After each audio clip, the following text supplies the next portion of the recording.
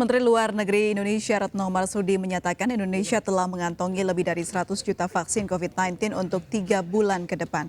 Pasokan vaksin COVID-19 tersebut cukup dan harus diakselerasi untuk menambah presentasi total penduduk yang divaksinasi. Sebab vaksinasi COVID-19 menjadi salah satu kunci untuk keluar dari pandemi.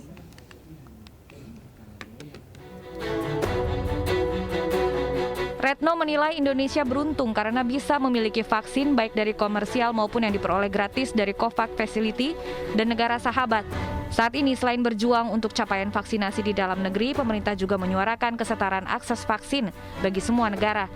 Jumlah permintaan dan penawaran yang masih belum seimbang diakui menjadi penyebab ketidaksetaraan vaksin COVID-19 di beberapa negara, terutama negara berkembang dan kurang berkembang. Pasokan vaksin kita cukup.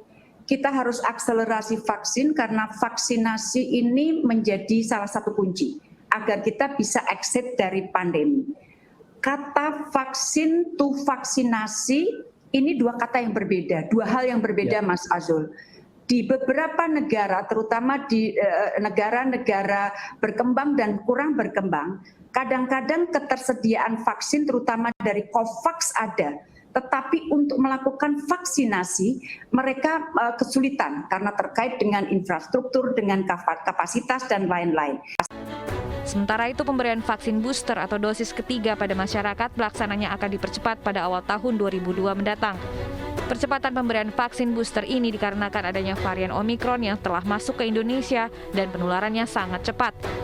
Juru bicara vaksinasi COVID-19 Kementerian Kesehatan Siti Nadia Tarmizi mengungkapkan rencana pemberian vaksinasi booster atau vaksin ketiga akan dipercepat. Mengingat kasus Omikron telah masuk ke Indonesia dan tingkat penyebarannya jauh lebih cepat. Kita tahu bahwa rencana untuk pemberian booster ini juga sudah kita rencanakan ya, mengingat resiko daripada adanya varian baru dan juga kita tahu bahwa adanya penurunan efikasi, dan pemerintah sudah merencanakannya untuk memulai vaksinasi tambahan dosis ketiga ini dipercepat di awal tahun 2022 mengingat tadi adanya varian Omikron ini.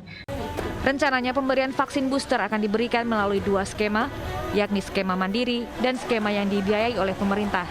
Untuk skema mandiri, masyarakat dapat mengakses vaksin secara mandiri. Sedangkan skema yang ditanggung pemerintah, pemberian vaksin akan diberikan dari pemerintah kepada orang-orang yang masuk ke dalam kelompok rentan seperti lansia. Selain memberikan vaksin booster, Kemenkes juga tengah menargetkan vaksinasi COVID-19 sebanyak 208 juta penduduk bisa selesai pada bulan Maret tahun 2002. Tim Liputan iNews melaporkan.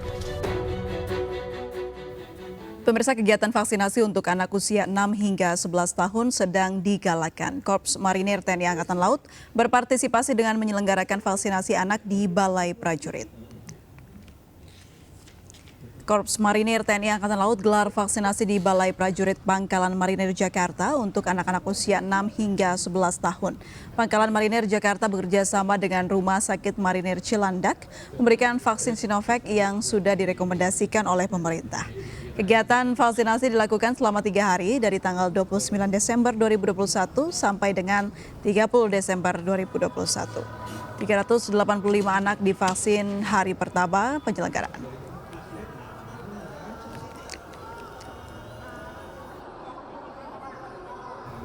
Pemirsa, guna menarik minat warga untuk vaksin, pemerintah Desa Tanjung Bulan Ulu, Kecamatan Pulau Beringin, Kabupaten Ogan Komering Ulu Selatan, Sumatera Selatan, memberikan door prize bagi warga yang akan divaksin COVID-19. Ratusan warga dan pedagang pasar meramaikan vaksinasi COVID-19 yang digelar pemerintah Desa Tanjung Bulan Ulu, Kecamatan Pulau Beringin, Kabupaten Ogan Komering Ulu Selatan, Sumatera Selatan. Antusias warga dan pedagang pasar mengikuti vaksinasi massal ini dikarenakan adanya door prize berupa hadiah seperti payung, piring, tempat wadah sendok, dan tikar.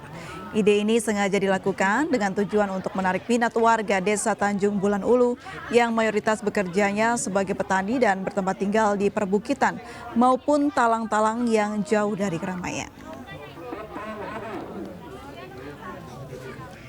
Kita beralih ke mancanegara, pemirsa. Di saat kasus varian Omikron mendominasi penyebaran COVID-19, Amerika Serikat justru memangkas masa karantina dari 10 menjadi 5 hari. Masa karantina yang dipersingkat juga diberlakukan pada kontak dekat. Menurut Pusat Pengendalian dan Pencegahan Penyakit Amerika Serikat, pedoman itu sesuai dengan bukti yang berkembang bahwa orang dengan virus corona menularkan 2 hari sebelum dan 3 hari setelah gejala berkembang. Namun, perubahan aturan ditujukan pada orang yang tidak bergejala. Sementara mereka yang bergejala selama masa isolasi diminta tinggal di rumah lebih lama.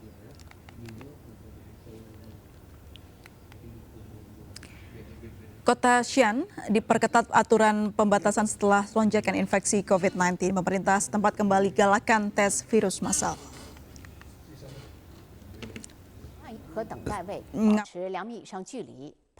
Kota Xi'an di Cina memperketat tindakan pengunciannya dan meluncurkan putaran baru tes virus massal setelah infeksi virus corona harian melampaui 150 3 hari berturut-turut. Pihak berwenang mencatat 175 kasus lokal pada hari Senin karena bergulat dengan wabah yang telah mendorong kasus harian Cina ke rekor tertinggi sejak awal tahun lalu.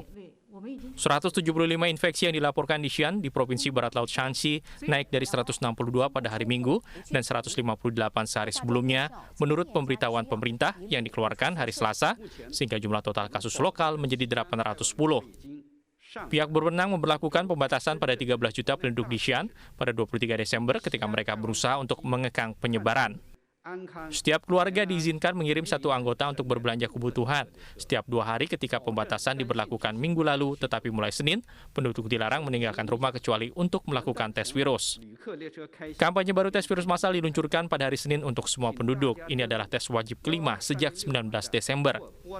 Pihak berwenang juga telah menangguhkan sebagian besar kereta penumpang dan semua penerbangan domestik yang masuk dan meninggalkan Xi'an. Cina adalah salah satu dari sedikit negara yang tersisa dengan kebijakan 0 kasus, dengan pihak berwenang menerapkan pengujian massal ketika infeksi ditemukan di masyarakat. Xi'an adalah ibu kota provinsi Shanxi, terkenal dengan prajurit terakota dan peninggalan kekaisaran lainnya.